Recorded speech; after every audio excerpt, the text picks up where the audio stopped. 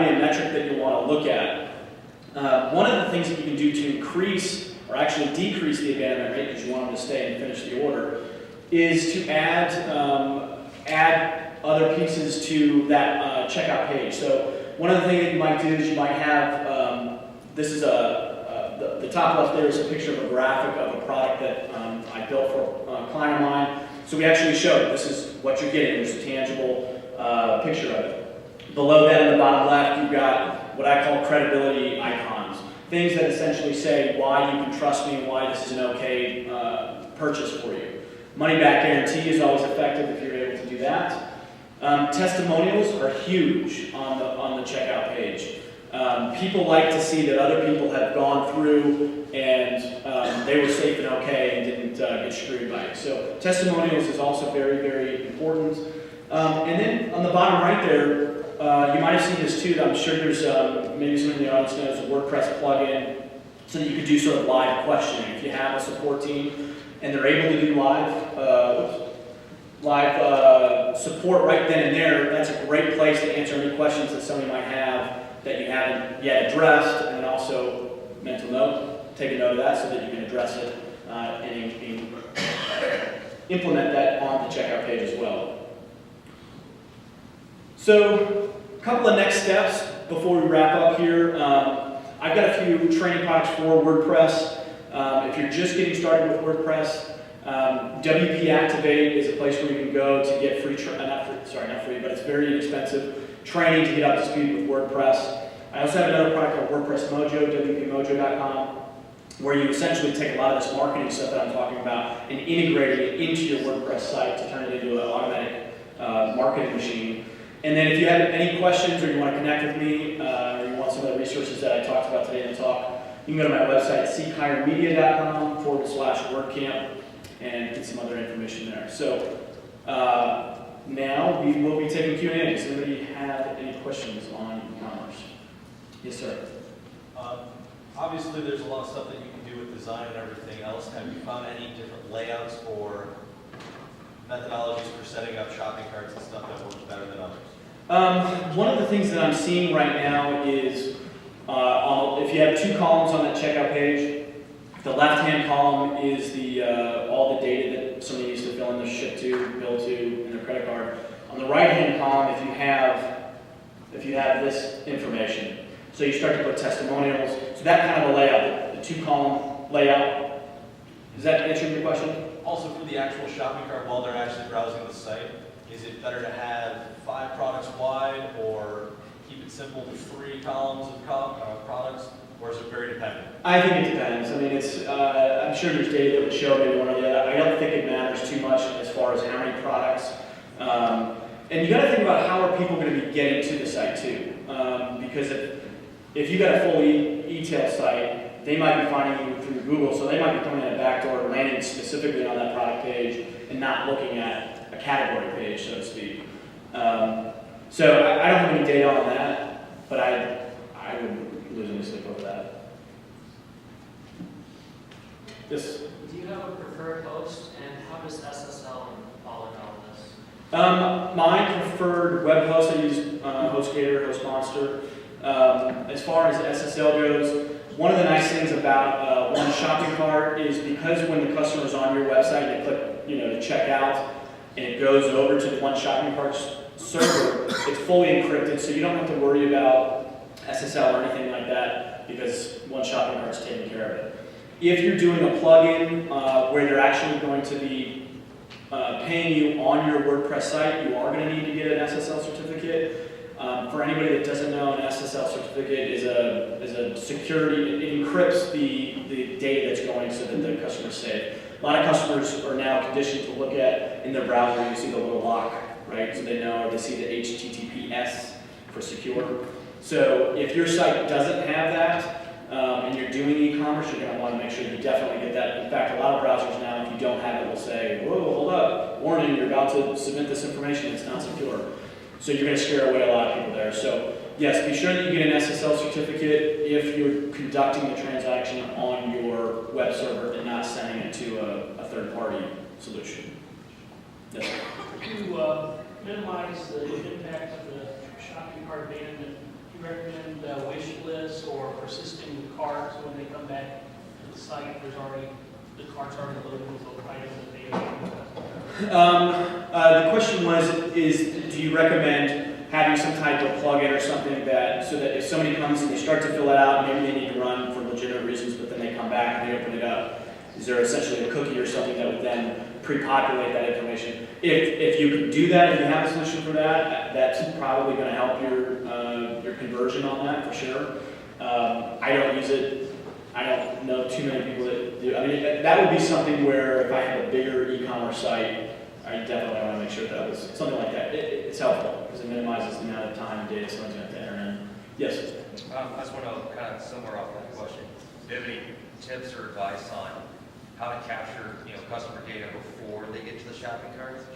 Yeah, there's a whole thing I can get into on that. Where the question was, is there any tips or advice on how to get customer information before they actually get to the shopping cart? And then I'm assuming you're thinking that you would then pass that on to the shopping cart and repopulate it. Actually, I was thinking about abandonment, because that way I already know who they are, what they've looked at. Okay. Remarket them later. Gotcha. So he was thinking if there's a way to pre-capture data so that if the customer doesn't fulfill an order, that ultimately if they come back, you can kind of remarket to them. That's a good question. I know there's retargeting marketing, where you're using banner ads. If you go to retargeter.com, you can sign up and you can market, you can create a banner ad there, and then that banner ad, let's say a customer clicks on it, but then they end up not fulfilling an order, that it leaves a cookie on their browser, and that banner ad will keep coming up on multiple different websites. You all have probably experienced this, and you're thinking, man, these guys are spending a lot of money on marketing, they're everywhere.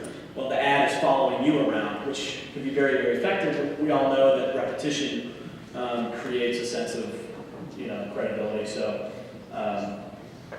that would be one solution for that. As far as actually, literally, tangibly taking data, there's ways that we do that where we'll take the prospect lead and it's now in our database, and then when we send them an email, they'll click on it and kind of pre-populate. But that, now it's getting a little technical, but anyway. Yes? Yeah, some of those plugins have suggestions, like after command purchase, and then when you go back to the site, you'll see that there's a suggestion for a similar product or something that other people have bought. Yes. You had bought like what some of the other big Amazon. Amazon. Yeah. So I think WooCommerce has that. WooCommerce does, and then one shopping cart will do that as well. So he's asking, when you check out, is there a way to have a customers who bought this also liked? I believe in one shopping cart, I haven't done this in a while, but I believe in one shopping cart, you actually have to go in and manipulate that. So you have to provide that intelligence. If you've got a huge offering, that would become very time consuming, of course. And I know there's technical solutions that will actually aggregate that data and show the right, supplemental products too. But any other questions? Yeah. Yeah, one more. So for online shopping and shopping carts, typically there's a shipping aspect as a physical product. Yes. Do you have any solutions for quick plugins for shipping, or solutions that would be good for startup online shopping? The question is regarding shipping and whether or not there's any plugins or any other tips along those lines. Most of the serious e-commerce solutions are going to have a place for you to integrate some type of shipping. So it wouldn't necessarily be a plugin. It's probably going to be a part of the e-commerce solution you have, first and foremost. Shipping can be a real pain in the butt. But for Infusionsoft, for example, we'll log in, and there's a whole section on, do you want to use UPS, FedEx, UPS mail, United States Postal Service mail, and you can do flat rate shipping, or you can do based off of weight. But all of that is just F1. So for example, we have a site where we do an offline product. It's a little electrical widget connector, and it's based off of weight, but it's tying into UPS's databases based off of what their shipping tables are. So our solution, we go in and connect it to UPS's. So when that person goes to check out, our system is communicating with UPS's, gets the right shipping information, gives it back, puts it onto the shopping cart page. So it can be a little bit complex in the actual facilitating of that, but most of the serious shopping carts will already have it integrated, and it's just a matter of, you know, putting in your UPS account information or FedEx or whoever you use. So, one thing, I'm glad you brought up shipping. When you're checking out, as of right now, don't hold me to this, you're gonna wanna check with your local attorneys. As of right now, as I understand it, and I think it might be different in California and New York right now, but if, for Missouri, if we have a buyer that's outside of the state, they don't have to pay for sales tax. If they are in state, they do have to pay for sales tax. You can go to the Missouri revenue page and find out what the current sales tax is. But I believe they're looking at, you know, passing some bills to screw us all with their taxes. That is true. Yeah.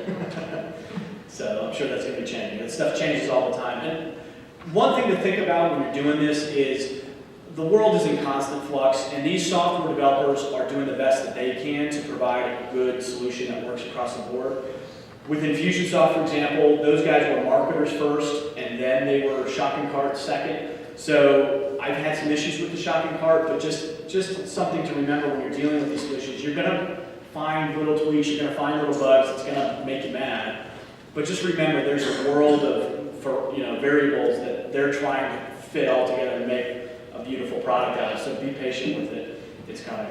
They're getting better. So WooCommerce, I think, is probably going to be the best fit for plug-in one shopping cart from a third-party solution. Any other questions? No?